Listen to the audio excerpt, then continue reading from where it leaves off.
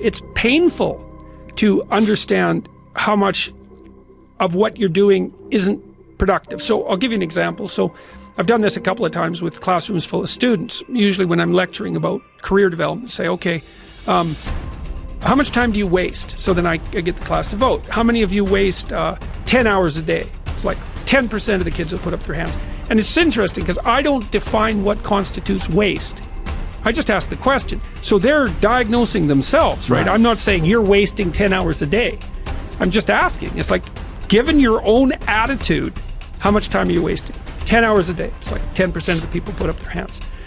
Well, when you get to like 6 hours a day, 80% of the people put up their hands.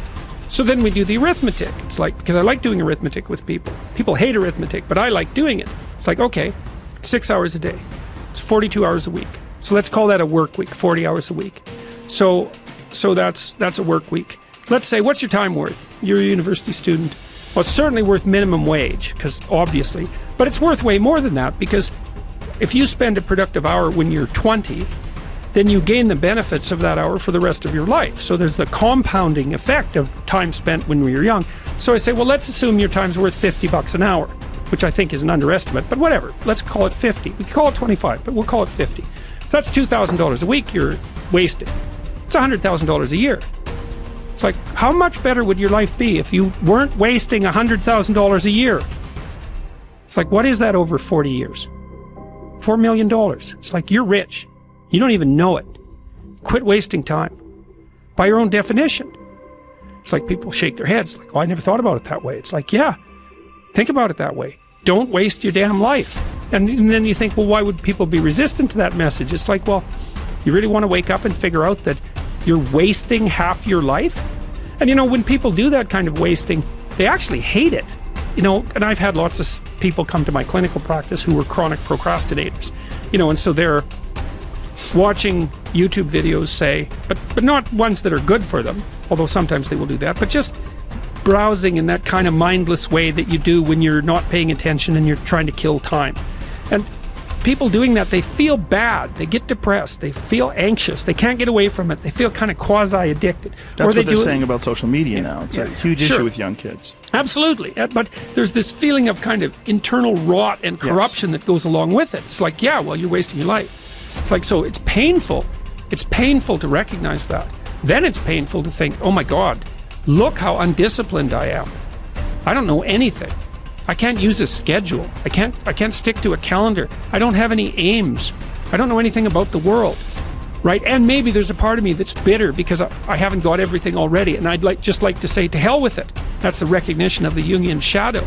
It's like, that's what makes you vicious and untrustworthy. All of that. No one wants to look at that, and no bloody wonder. But hey, the alternative is worse.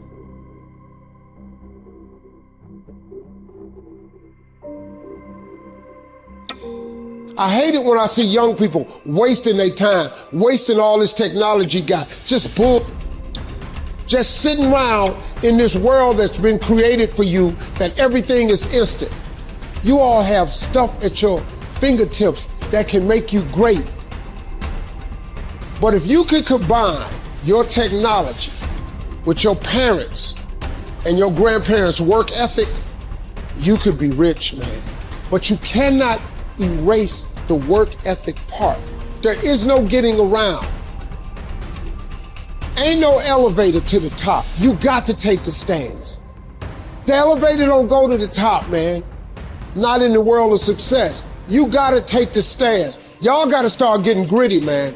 You gotta develop some dog in you. Most of this generation quits the second they get talked to. You did this wrong, or they get yelled at. It's so easy to be great nowadays because everybody else is, most people are weak. This is a softened generation. So if you have any mental toughness, any ability, if you have any fraction of self-discipline, the ability to not want to do it but still do it. Play the long game. Aim for legendary. Say, I want to have the guts and the grit and the acumen and the mindset and the capability and the commitment to create enduring success. Be the person who is up reading, listening to the podcast, writing in your journal, setting your goals, focusing on your intentions. As you become more successful, become more humble. As you become more successful, work even harder. As you become more successful, care even more about your product. As you become more successful, learn even more. Dedication, hard work. Dedication, hard work. On one man arm, the world can go against me. I'm still coming on top. I need you to go harder than you've ever gone before. I need you to be more dedicated than you've ever been before. Life's one big fucking head game. You play with yourself. If you lose, it's because you allow life to get in your fucking head.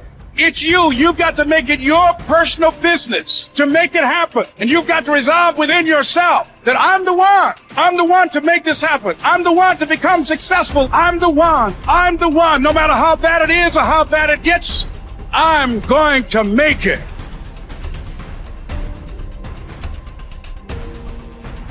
I must say a word about fear. It is life's only true opponent. Only fear can defeat life.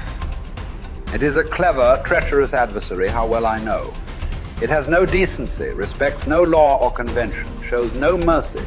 It goes for your weakest spot, which it finds with unnerving ease. It begins in your mind, always, so you must fight hard to express it. You must fight hard to shine the light of words upon it. Because if you don't, if your fear becomes a wordless darkness that you avoid, perhaps even manage to forget, you open yourself to further attacks of fear because you never truly fought the opponent who defeated you. What man actually needs is not a tensionless state, but rather the striving and struggling for a worthwhile goal, a freely chosen task. What he needs is not the discharge of tension at any cost, but the call of a potential meaning waiting to be fulfilled by him. Mankind was apparently doomed to vacillate between the two extremities of distress and boredom. In actual fact, boredom is now causing more problems to solve that distress. And these problems are growing increasingly crucial, for progressive automation will probably lead to an enormous increase in the leisure hours available to the average worker. The pity of it is that many of these will not know what to do with all their newly acquired free time. Life is not primarily a quest for pleasure, as Freud believed, or a quest for power, as Alfred Adler taught, but a quest for meaning. The greatest task for any person is to find meaning in his or her life. Frankl saw three possible sources for meaning: in work, doing something significant; in love, caring for another person; and in courage during difficult times. Suffering in and of itself is meaningless. We give our suffering meaning by the way in which we respond to it.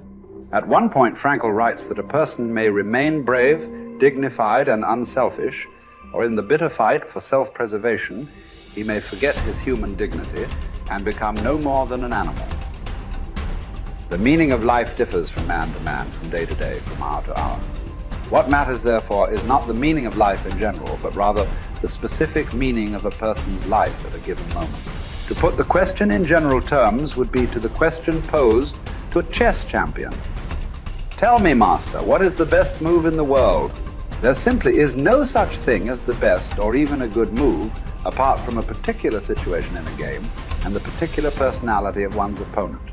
The same holds for human existence. One should not search for an abstract meaning of life. Everyone has his own specific vocation or mission in life to carry out a concrete assignment which demands fulfillment. Therein he cannot be replaced, nor can his life be repeated. Thus, everyone's task is as unique as is his specific opportunity to implement it. As each situation in life represents a challenge to man and presents a problem for him to solve, the question of the meaning of life may actually be reversed. Ultimately, man should not ask what the meaning of life is, but rather he must recognize that it is he who is asked. In a word, each man is questioned by life, and he can only answer to life by answering for his own life. To life, he can only respond by being responsible. The way in which a man accepts his fate and all the suffering it entails, the way in which he takes up his cross, gives him ample opportunity, even under the most difficult circumstances, to add a deeper meaning to his life, it may remain brave, dignified, and unselfish. Or in the bitter fight for self-preservation, he may forget his human dignity and become no more than an animal. Here lies the chance for a man either to make use of or forgo the opportunities of attaining the moral values that a difficult situation may afford him. And this decides whether he is worthy of his sufferings or not.